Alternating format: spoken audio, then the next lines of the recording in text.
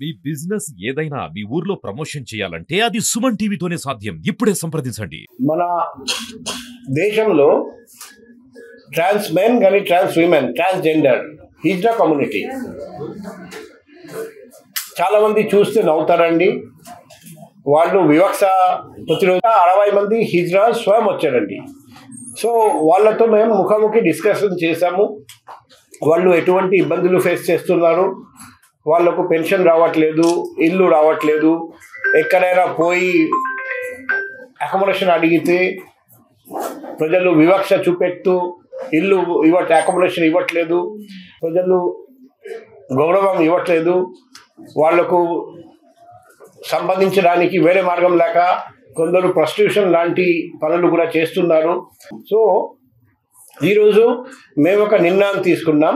మా phone number కూడా అందరికీ ఇవ్వడం జరిగింది. వాళ్ళు హామీ ఇచ్చారు 100% హిజ్రాస్ మన నగరంలో గౌరవంగా బతుకుతారు, చట్ట విరుద్ధమైన పని ఎవరు చేయరు, ఎవరైనా చేస్తే వాళ్ళే మాకు ఇన్ఫర్మేషన్ ఇస్తారు, లేకపోతే వాళ్ళే పట్టిస్తారు. 100% హిజ్రాస్ మర్యాదగా బతకడానికి ఈ రోజు నుండి ప్రయత్నం చేస్తారు. మేము కూడా చెప్పాము, హిజ్రాస్ ట్రాన్స్జెండర్కి హెల్ప్ చేయడానికి చాలా NGOs పనిచేస్తున్నారు మన రాష్ట్రంలో, మన నగరంలో, మన దేశంలో, వేరే రాష్ట్రంలో. మేము కూడా రిక్వెస్ట్ చేస్తాం, అందరినీ పిలిపించి వాళ్లకు ఫస్ట్ మేము సర్వే చేస్తున్నాం.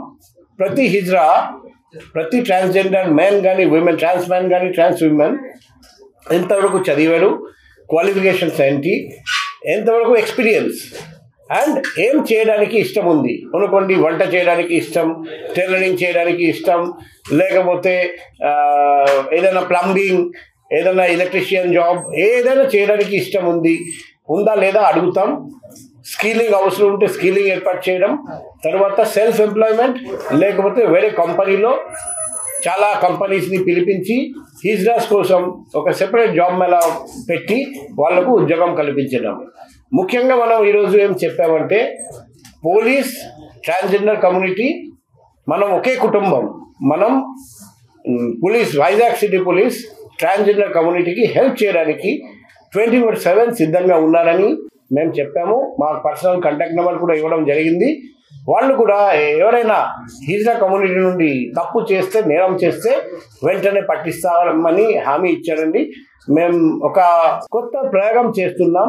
ఈ ఇనిషియేటివ్ నాకు తెలిసి భారతదేశంలో ఎక్కడ లేదు, కానీ ఇది మనం సక్సెస్ఫుల్గా విజయవంతంగా చేయగలిగితే దాదాపు మన నగరంలో 300 మంది హిజ్రాస్ ఉన్నారు.